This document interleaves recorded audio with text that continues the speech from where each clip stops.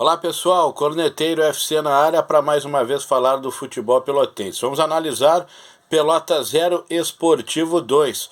Lobão segue sem vencer em casa e a derrota colocou Pelotas na lanterna do Campeonato Gaúcho. Mas antes de falarmos mais sobre a partida que fechou a 8ª rodada do Campeonato Gaúcho, pedir para você participar, interagir conosco, inscrevendo-se no canal, acionando o sininho para as notificações dos nossos vídeos e também nos acompanhando nas redes sociais, o Corneteiro FC, Facebook, Instagram e também no Twitter. Segundo jogo do Pelotas sob comando do Rafael Jacques, a expectativa era de mudança, embora o pouco tempo de trabalho, e até se viu alguma coisa diferente em relação ao Pelotas do Ricardo Cobachini, mas o Pelotas segue sem vencer na boca do lobo neste Campeonato Gaúcho e, como eu disse, o pior é que a derrota frente ao Esportivo acabou deixando o Pelotas na lanterna do Campeonato Gaúcho, numa situação muito complicada, e na próxima rodada nós temos o Clássico Brapel. Aliás, as duas equipes chegando num momento complicado. Por exemplo, o empate no Brapel, dependendo dos demais resultados, coloca Brasil e Pelotas na zona do rebaixamento ao final da próxima rodada.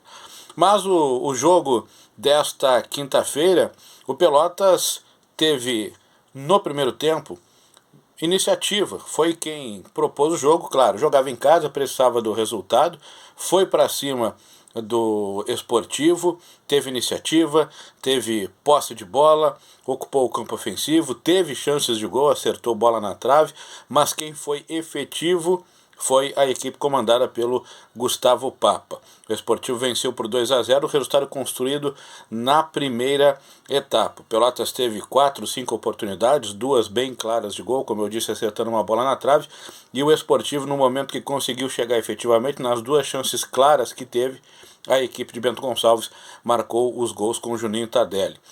O Pelotas logo a 5 minutos obrigou o goleiro Anderson a fazer uma defesa importante, numa conclusão de cabeça do Marcão, teve a bola na trave em seguida do José Aldo, também num lance de cabeça, um cruzamento em que ele aproveitou, e aí depois de ter criado alguma chance, ter rondado o campo ofensivo, o Pelotas a 30 minutos na primeira jogada bem construída, onde o Esportivo conseguiu chegar ao gol do Gabriel Leite e ter a possibilidade de definição, fez o gol com o Juninho Tardelli e depois numa bela cobrança de falta, o Juninho Tardelli fez 2-0 para o Pelotas, que ainda teve no final do primeiro tempo uma chance com o Marcos Paulo, mas também não aproveitou.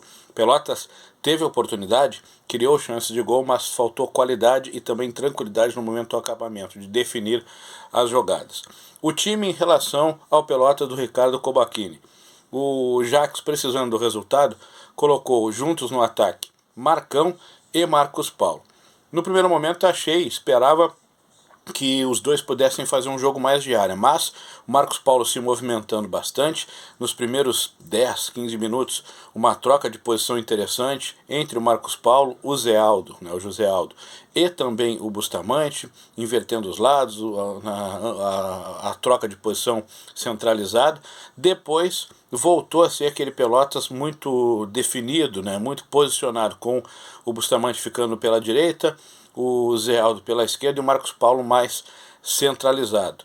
E o Pelotas criou, o Marcos Paulo caindo pelo lado, fez cruzamentos importantes, foi dele o início da jogada que acabou na conclusão do Marcão e na defesa do goleiro Anderson, foi dele a jogada que acabou com a conclusão do Zé Aldo na trave, caindo pelo lado. É um jogador que até se movimentou um pouco mais, trocou um pouco mais de posição com o José Aldo em relação ao Bustamante, que começou pela esquerda, depois foi para a direita, fez algumas jogadas pelo meio, mas como eu disse, na sequência de 15, 20 minutos em diante, o Pelotas ficou muito postado. Mesmo assim, ainda tendo a dificuldade de uma articulação melhor pelo meio campo, o Pelotas conseguia sair pelo lado do campo e principalmente pelo lado direito, onde estava o Bustamante. O Bustamante com velocidade, tendo vitória individual, mas ainda com deficiência no acabamento da jogada. E o primeiro tempo, o Pelotas, como eu disse, teve a iniciativa do jogo, desde o início propôs a partida, ocupou o campo ofensivo, criou algumas oportunidades, mas não concluiu. E o Esportivo, nas 2 vezes que chegou de forma efetiva, o Esportivo fez os gols. Antes dos gols, teve um arremate de fora da área com o Juninho Tardelli a 19, 20 minutos, e depois a 30 foi chegar ao gol do Juninho Tardelli e quase a 40 minutos, 39, 40 minutos, se não estou enganado, o Juninho Tardelli de falta fez o gol. Na segunda etapa, Pelotas voltou sem alteração do intervalo e esperava-se uma mudança de postura. E o Pelotas, o que fez? Procurou pressionar a equipe do Sportivo. O Sportivo, que no primeiro tempo defendia-se do meio de campo para trás, deixando apenas o seu atacante, o Varleyda, no primeiro combate, e tirando o espaço do Pelotas, e à medida que o Pelotas ficava trocando passes na linha de defesa sem velocidade, adiantava a marcação, com o resultado de 2-0 a seu favor, o Sportivo o que fez? Recuou as suas linhas da intermediária de defesa para trás, e o Pelotas não conseguia ter infiltrações, penetrações pelo meio, não conseguia tabelamento, não conseguia triangulações, começou a jogar pelos lados. Com o Bustamante e o Marcelo pela direita, o Pelotas tinha um pouco mais de qualidade, uma jogada um pouco melhor, conseguindo ir ao fundo, conseguindo cruzamentos mais perigosos do que pelo lado esquerdo, mas sem ainda uma definição efetiva. A principal chance do segundo tempo do Pelotas foi uma bola cruzada da direita pelo Marcelo, em que o Zé Aldo aparece do outro lado pela esquerda, batendo de primeira e a bola foi para fora. Foi a grande chance do Pelotas no primeiro tempo, aliás, já ia deixando passar. Depois desse lance, o Pelotas teve um cabeceio que o jogador do Sportivo tira de cima da linha literalmente. Foram as duas chances que teve a segunda etapa em termos de gol, as duas chances perigosas de todo o jogo, e foram do Pelotas. Mas o Pelotas mais uma vez demonstrou que no segundo tempo fez aquele abafa, aquela pressão, mas sem organização, sem ter um padrão de jogo. O Pelotas, quando precisou buscar o resultado, foi no abafa, não conseguindo jogar pelo meio campo, com tabelas, com infiltrações, jogou pelos lados do campo, colocando bola na área, e aí é uma dificuldade maior para o ataque. Esse tipo de jogada favorece, teoricamente, mais a defesa, e foi o que aconteceu no jogo desta noite, frente à equipe do Sportivo.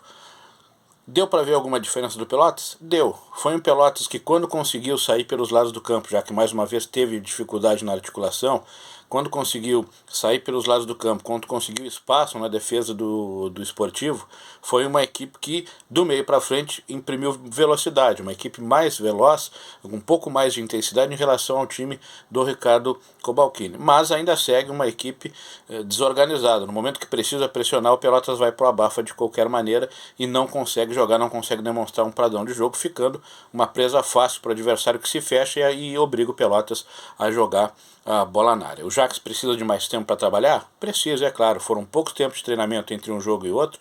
Chegou em cima contra o Grêmio, teve poucos dias para trabalhar agora, e é claro que o Pelotas pode evoluir. O problema é que, como a gente vem comentando, é um campeonato curto, já vamos para a 9ª rodada, e o Pelotas, neste momento, com os resultados finais, é lanterna do Campeonato Gaúcho e vai para um clássico que é um jogo muito difícil na próxima rodada. E um clássico terrível, tanto para Pelotas e Brasil. Como eu disse, em caso de empate, dependendo dos resultados paralelos, os dois acabam a 9ª rodada na zona do rebaixamento. Mesmo que o Pelotas vença, deve ficar ali 2, 3 pontos em cima da zona do rebaixamento, aliás, até menos, 1, 2 pontos, conforme os resultados. O próprio Brasil, se vencer, não abre muita pontuação em relação à zona do rebaixamento, porque a situação realmente é complicada para a dupla Brapel. Vai ser um clássico terrível, muito complicado, decisivo para duas equipes na próxima segunda-feira no Bento Freitas. Tá certo?